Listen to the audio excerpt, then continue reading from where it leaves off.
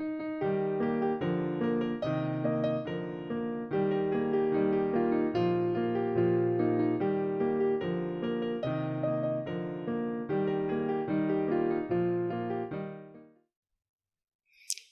살펴볼 자료는 59번이 되겠습니다.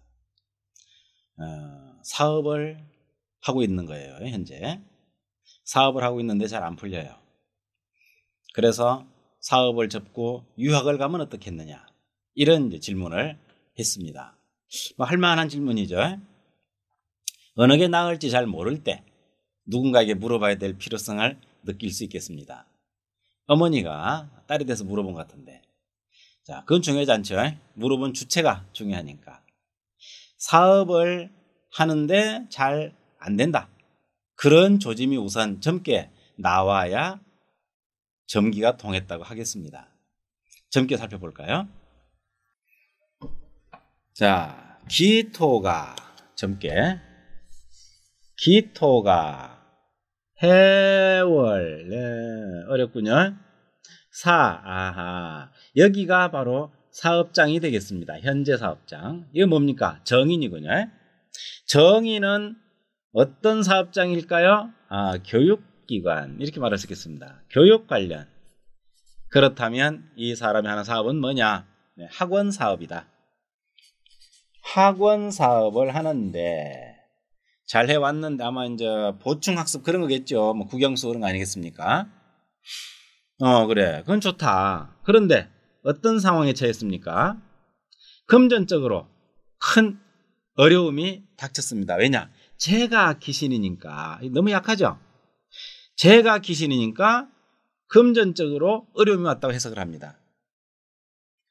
그렇게 되었을 때 이 기토 입장에서는 앞으로 전도가 막막하다. 왜? 이렇게 또 뭔가 계속 돈 들어갈 거죠. 이거는 토생금, 또 계속 돈 들어가서 끝없이 퍼부어야 되는 이런 상황이 아니냐. 이런 점괘를 봤을 때 사업은 어떻게 할까요? 학원 접어라 하고 말해주면 되겠습니다.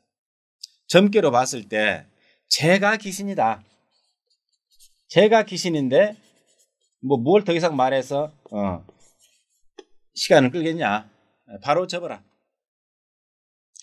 왜 학원이 안 되느냐 하는 얘기는 자기가 하고 있는 학원에 같은 건물인데 더 큰 학원이 들어왔다는 겁니다. 주변에서 온통 난리가 났어요. 돈들이. 약한 기토는 이 좁은 공간에서 어떻게 움직일 수가 없습니다. 여기 또 맥이 끊어졌잖아요. 이 연지에 있는 인목이 와서 생겨주면 좋겠는데. 자, 연지에 있는 인목과 경인년의 인목은 의미가 좀 다릅니다. 이런 거 좀 잘 생각하면 좋을 거예요. 이 인목은, 경인년의 인목은 이리 들어옵니다. 즉, 점괘상에 있는 인은 여기 박혀 있고, 올해 태세를 말할 때, 세운이죠. 그러니까 세운을 말하는 이 경인은 다 들어옵니다. 그래서 이 인목에 의해서 겨우 유지가 될 수 있는 이런 상황인데, 앞으로 이런 글자, 즉 금이 버티겠다는 얘기는 그것만 가지고는 안 되겠다, 이런 의미로 이해를 하면 되겠습니다. 그래서 어렵겠다. 그런데 사실 환경도 운만큼 중요합니다. 이 환경의 의미를 잘 생각해야지. 점괘만 놓고서, 점괘가 가령 물론 그럴 리는 없겠지만 점괘가 만약에 좋게 나온다면 어떡할 것이냐. 바로 같은 건물에 큰 학원이 들어왔는데 점괘가 좋게 나왔으니까 밀고 가라 그럴까? 아니죠. 환경도 항상 염두에 둬야만 됩니다. 그래서 점쟁이는 모든 정보, 그 상황을 놓고 모든 정보를 다 집약해서 살펴본 다음에 판단을 해주는 것이 옳다고 보겠습니다. 점괘만 놓고 보면 점쟁이고 사주만 놓고 보면 사주쟁이죠. 그런데 주변 환경을 봤을 때는 도저히 안 되겠다. 큰 데 가고 강사 좋은 데 가지 작은 데 들어갈 리가 있느냐. 왜? 다들 그 수강생들이 얼마나 숨통이 막히는 사람들입니까? 전부 다. 이런 조건들을 봤을 때 안 되겠다. 그 건물에 학원이 들어오는 걸 막았어야지. 그것을 막지 못한 상태에서 이제 어떻게 운영을 해야 되느냐는 고민을 한다는 것은 현명한 것은 아니다. 네, 그래서 환경에 의해서도 접어라 하는 말을 할 수가 있는 것입니다. 점쟁이는 점괘만 보고 말한다고 생각하면은 오산입니다. 점쟁이도 주변 환경을 다 생각해 보고 국가의 흐름, 세계의 추세 이 모든 것을 살펴본 다음에 최종적으로 점괘에 의거해서 판단을 내리는 것이 가장 현명하다고 하겠습니다. 해보니 그래요. 연구해 보십시오. 자, 그렇다면 유학을 하면 어떻겠느냐 하는 문제에 대해서는 이 문제는 4주를 봐야 될까요? 5주를 봐야 될까요? 공부를 더 많이 하면 써먹겠느냐 하는 점은 아마도 4주에서 어떤 의미도 있지 않겠나 싶습니다. 유학 간다는 얘기는 뭐 박사까지도 바라보지 않겠나 하는 생각도 해볼 수 있죠. 4주 한번 보겠습니다. 병진, 신축, 기축, 을축. 축월의 기토가 약하진 않죠. 약하지는 않으니 강하다 사실은 약하지 않은 게 아니라 강하니까 저 월간에 신금을 쓸 수 있겠습니다. 식신격 이렇게 말하면 되겠죠. 식신격. 식신격이 되었는데 문제가 있네요. 식신이 정인과 합을 했습니다. 합을 했다는 이야기는 식신의 기능이 제대로 발휘되지 못할 암시가 나타나고 있다. 이렇게 이해를 할 수 있겠습니다. 그렇다면 용신 기반이 아니냐. 용신 기반 안 잊어버리셨죠? 용신이 묶여 있음. 네, 그런 얘기입니다. 용신 기반일 때 이 명식의 구조는 격이 떨어지게 되겠습니다. 차라리 연간에 병이 아니라 정이었더라면 더 좋았을 걸. 기반은 차라리 극보다도 못하다. 이런 식의 또 판단을 해볼 수 있겠습니다. 여하튼 공부를 한다는 것은 이제 인성이 용신일 때는 목적을 공부해 둡니다. 근데 이 사주의 경우에는 용신이 식신에 있기 때문에 자격증에 능력 확장에 목적을 둡니다. 공부를 하더라도 항상 그 목적이 다릅니다. 졸업장에 있느냐, 능력에 있느냐, 또는 학습 자체에 있느냐. 이 경우는 능력 확장을 위주로 공부를 하는 것에 대해서 권하게 됩니다. 저 병화가 사실은 지금 너무 춥죠. 축월에 축진. 그래서 따뜻한 보온 역할을 했으면 좋겠어요. 그런데 저게 묶여버렸습니다. 보온 역할도 못해요. 만약에 을과 병이 자리를 바꾸었더라면 어떻게 될까? 그렇게 되면은 다 좋죠. 병 이미 왕이긴 하지만 습하니까 추우니까 냉하죠. 사실은 습이 아니라 냉하니까 여기 병이 반짝반짝 해준다면 따뜻해지지 않겠어요? 너무 아름답습니다. 그러고 나서 이제 식신을 썼을 때에는 음기 냉한 기운과는 무관하게 식신이 활동을 할 텐데 사실은 그렇지를 못하고 둘 다 못 쓰는 무협지로 말하면 양패구상 고수들이 싸움에서 둘 다 중상을 입는 그런 형태를 나타내고 있으니 안타까울 뿐이다. 이렇게 판단할 수 있겠습니다.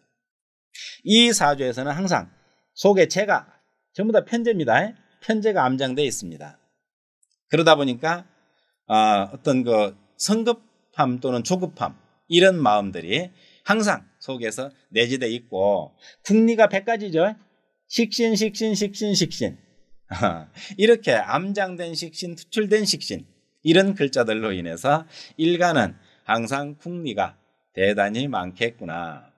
그래서 35 어찌 보면은 뭐 많지 않은 나이인데 사업하기에는 많지 않은 나이인데 이미 사업을 하고 있습니다.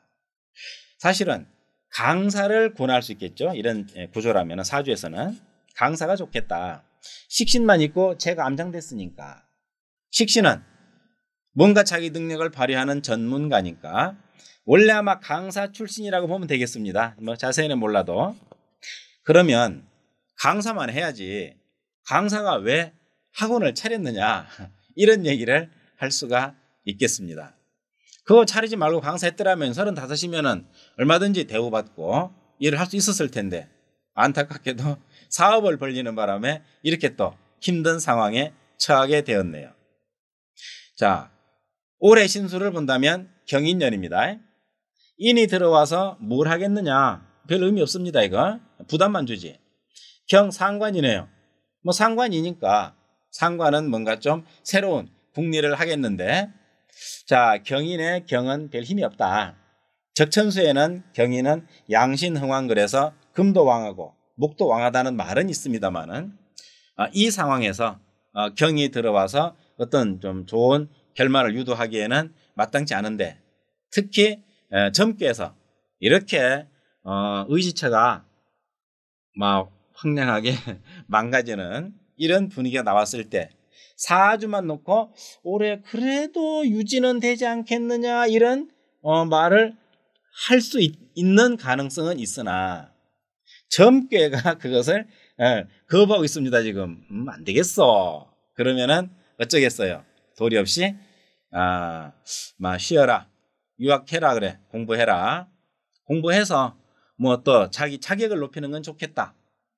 앞으로도 아마 사업할 것 같다. 그렇겠죠. 이 속에 사업에 대한 열망이 잠자고 있습니다. 축중개소를 말합니다. 이 잠자고 있는 열망을 무시할 수는 없겠죠. 평생입니다. 이거. 청년기에, 중년기에, 노년기에. 그래서 평생 하고 싶은 그 사업을 언젠간 해보겠지만 적어도 지금 경인, 신묘, 임진, 경인, 신묘 지나면 임진년 되면 조금 나아질까요? 임수가 들어오면 그래도 제가 투출되었으니까 좀 나을 수는 있겠습니다. 그러면 한 2년 정도, 2년이나만 지금 이제 겨울 다 됐네요. 그래, 한 1, 2년 가서 공부 좀 하고 유학하고 그 다음에 새로운 방향으로 생각해 보는 게 어떻겠느냐. 이런 식으로 조언을 해줄 수가 있겠습니다. 자, 이런 상황에서 사주에서 말하는 것과 점괘에서 말하는 것이 같을 경우 대부분 같습니다. 이미 확인해 보셨겠지만 같을 경우에는 그대로 판단하면 됩니다. 근데 간혹 사주는 어려워 보이는데 점괘는 좋아 보일 경우, 그런 경우는 좋은 쪽으로 해석을 합니다. 왜냐? 사주는 태어날 때 조짐이기 때문입니다. 점괘는 지금 당면한 조짐이기 때문입니다. 결론적으로 그 흐름을 세월을 살아오면서 많은 변화가 생기게 마련이죠. 그래서 점괘, 오주괘가 좀 더 구체적이고 현실적인 정확한 답을 제시한다고 봐도 좋을 것입니다. 그런 의미에서 사주에서는 조짐이 좋아도 점괘에서 조짐이 안 좋다면 살아오는 과정에서 상황이 나빠진 겁니다. 사주를 놓고 설명할 때는 오로지 죽을 때까지 그 사주에 의해서만 답을 찾을 수밖에 없죠. 그런데 오주괘가 있는 이상 이 오주괘를 가지고서 얼마든지 응용해서 현실적인 문제를 풀어갈 수가 있다고 하겠습니다. 이것이 바로 오주괘에 관심을 갖게 되는 하나의 목적이기도 하겠습니다. 대부분은 사주나 오주나 같지만 가끔 다를 경우 어떻게 하면 좋을지 하는 점에 대해서 이렇게 참고하신다면 응용하는데 훨씬 더 간편한 어떤 해결책을 얻지 않을까 이래 생각해 봅니다. 참고되셨기 바랍니다.